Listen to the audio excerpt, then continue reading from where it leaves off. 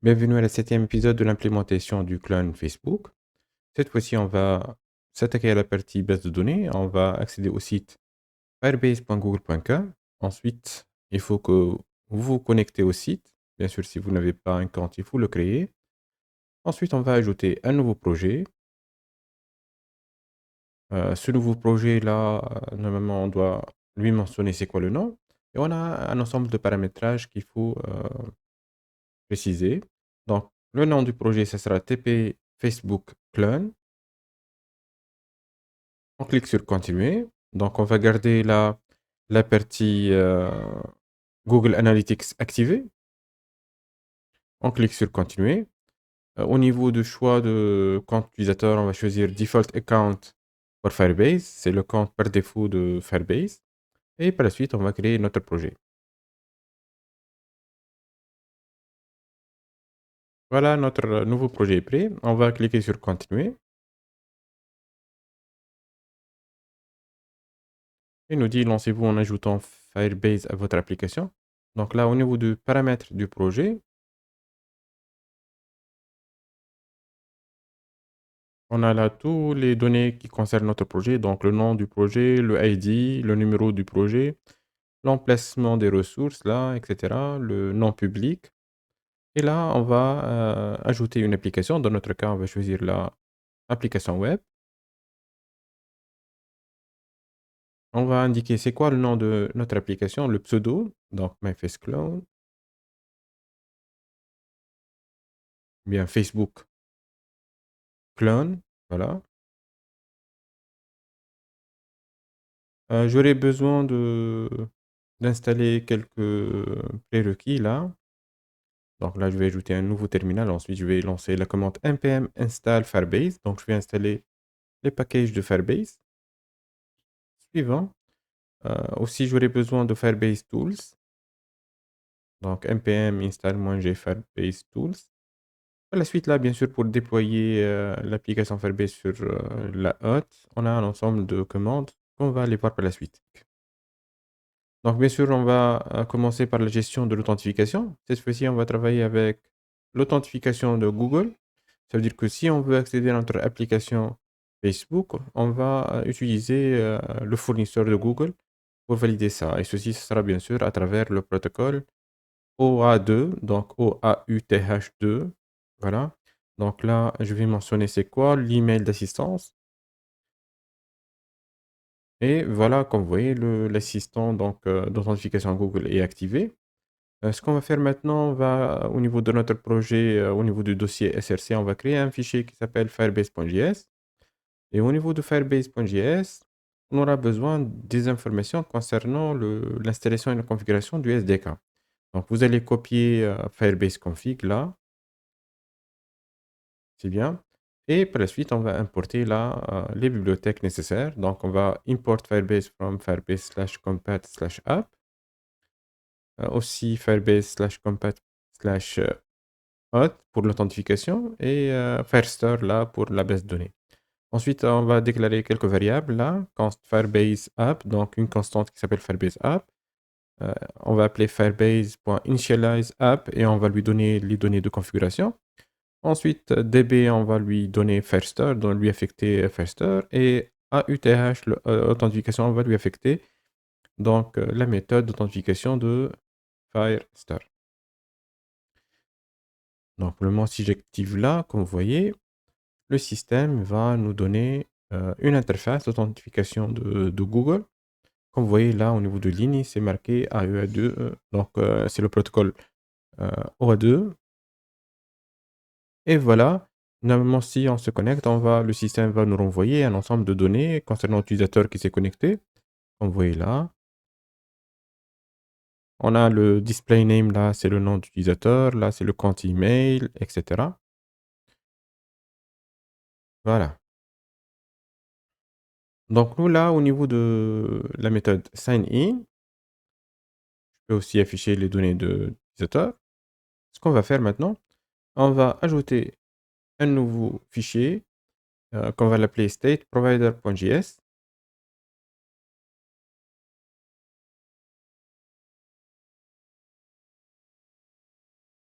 Et là, on va implémenter les fichiers nécessaires pour l'authentification.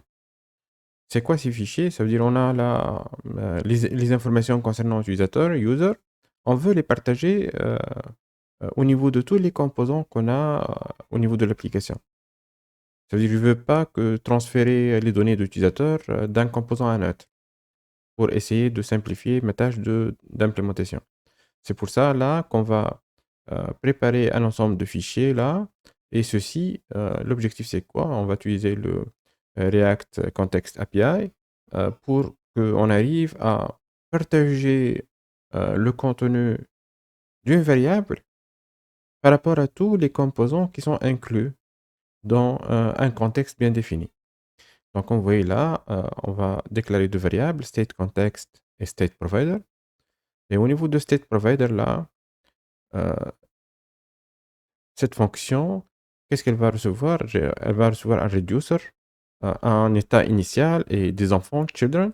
Ensuite, là, on va essayer de propager à ce niveau un ensemble euh, de données.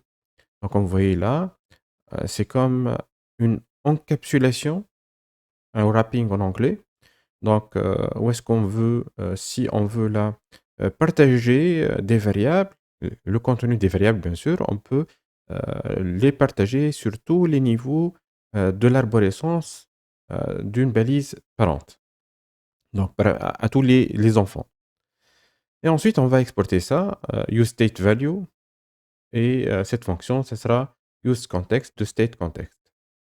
Pour ceci, on aura besoin de créer un fichier reducer.js.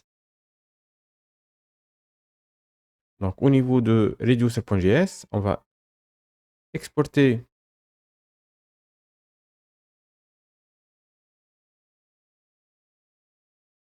les informations concernant l'utilisateur.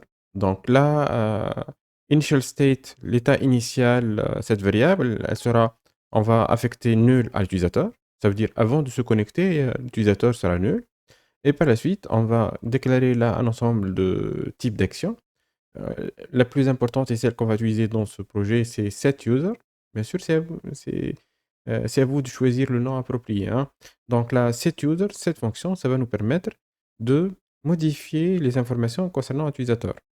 Et si on le modifie à un emplacement, par exemple au niveau de l'authentification, au niveau de votre application, ces informations seront propagées à tous les sous-composants. Donc là, constReducer, cette fonction, elle va recevoir deux informations, deux paramètres, state et action. Donc là, on peut afficher là sur notre console l'action. Donc switch action type. Donc selon le cas, si on reçoit cet user, qu'est-ce qu'on va faire? 3.state, virgule, user reçoit action.set.user. Donc là, regardez bien, ça veut dire qu'on va récupérer tout le contenu des variables, la partager, on ne va pas les toucher. C'est ça, 3.state. Ça veut dire que c'est notre contexte. Virgule user, ça veut dire uniquement si on a l'action set user, on va modifier l'utilisateur courant. Et on va garder toutes les autres paramètres, tous les autres paramètres. Maintenant, ce qu'il faut modifier, là, il faut accéder au niveau de index.js. Et là, on va importer notre state provider. On va importer aussi reducer. Bien sûr, si j'indique pas l'extension à droite, ça veut dire que c'est .js.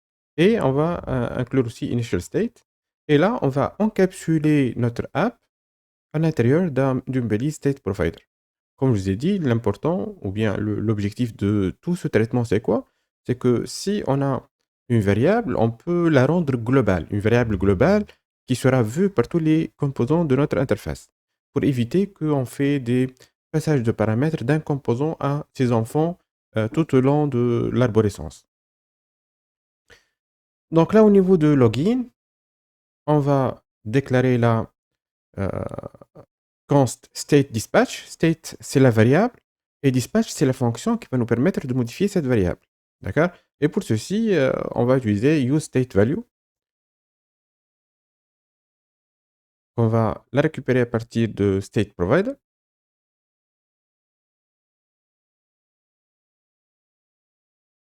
Et on va récupérer ActionTypes à partir de Reducer. Voilà, donc ceci est ce qu'on appelle un hook. Donc on a une variable et on va indiquer là, c'est quoi la fonction qui va modifier cette variable. Donc là, au niveau de dispatch, on va dire que type reçoit actionType.setUser. Donc on va indiquer que là, on va modifier les informations concernant l'utilisateur. Et concernant le user, 2.data.user, bien sûr, data, c'est les données qui sont renvoyées par le module d'authentification de Google. Donc, et on va récupérer l'information .user à partir du retour de l'authentification Google. Et bien sûr, on va faire les traitements nécessaires par la suite pour récupérer les données qui sont incluses dans cet objet. Donc là, au niveau de app.js, maintenant, on va importer le hook useStateValue à partir de StateProvider. On va déclarer la constState.dispatch useStateValue. Donc là, c'est kiff à partir d'ici, on peut modifier ces valeurs. Donc, vous voyez là, si j'appuie sur Sign In, là, c'est le module d'authentification de Google. Et si je vais vers Inspect, on va voir au niveau de la console, là, on a l'objet user, c'est bien, donc l'action est correcte.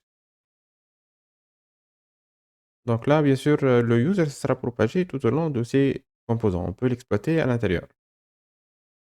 Je vais commenter user égale nul, bien sûr, parce que si c'est nul, en tout cas, même si je me connecte, je vais la rendre à nul. Voilà. Donc là, je vais indiquer que c'est user, le contenu de user qui sera affiché. Et voilà. Donc maintenant, si je me connecte, voilà. Bien sûr, là, il s'est connecté parce qu'il a déjà sauvegardé les données d'authentification dans ma cache. Et comme vous voyez, j'arrive à accéder ici. Si je rafraîchis, il va nous demander de nouveau.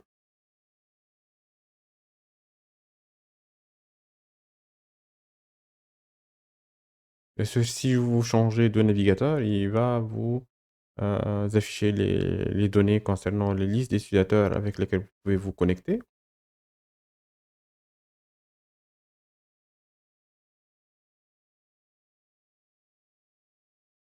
Maintenant, au niveau de header.js, on va voir là, on veut récupérer c'est quoi les informations bien concernant l'utilisateur et on va l'exploiter surtout au niveau de l'avatar là à droite pour récupérer l'utilisateur et l'image du profil.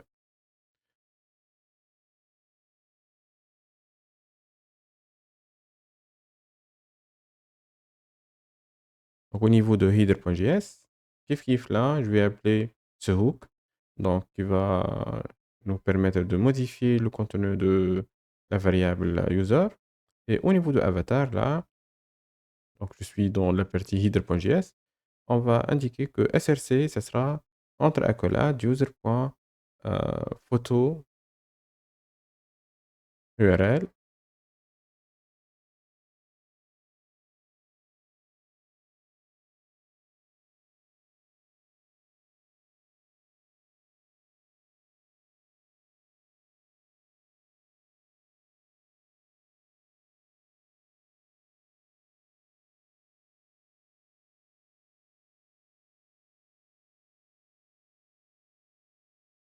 Au niveau de la partie body aussi, on aura besoin de ceci. Donc on va faire appel au hook useStateValue et on aura besoin de ça au niveau de euh, la src là, que tout à l'heure on a mis ça de manière statique.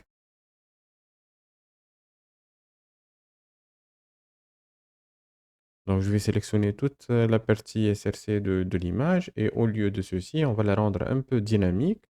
Et au lieu, là, on va bien sûr récupérer, bien sûr, il faut importer là, il faut déclarer la constante là, euh, user, voilà, et la fonction, le hook là, ceci, et on va accéder à notre beleft, voilà, .js, voilà, copier ça, donc entre accolade user, dispatch, égale useStateValue. Donc là, et là, on va accéder à user.photoURL, comme d'habitude.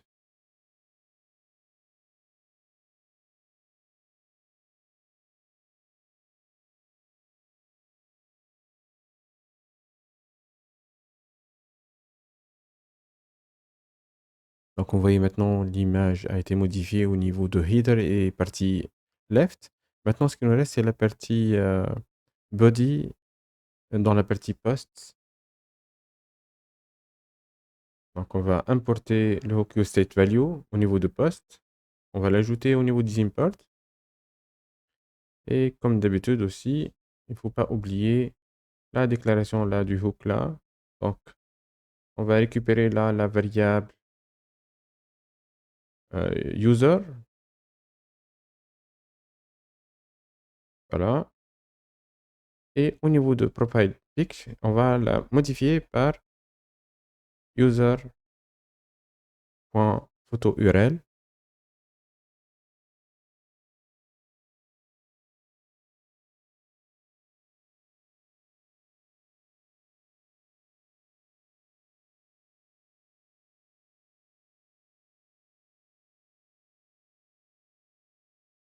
Donc, il faut faire attention, là, c'est au niveau de l'envoi du post, et non pas de post.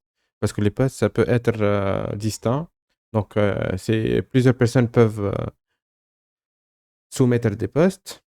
Mais ce qu'on va changer, c'est la partie post sender. Ça veut dire lors de l'envoi du post. Donc, au niveau de l'avatar, on va mentionner là que l'attribut src, ça sera égal à user.photoURL.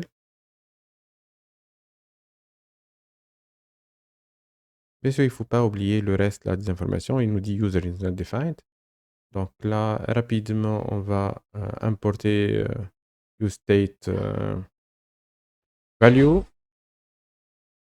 Et par la suite, on va aussi coller là la partie hook. Donc, const accolade user dispatch égale useStateValue. Et comme vous voyez là, c'est ça, l'avatar a été modifié par celui qui est connecté.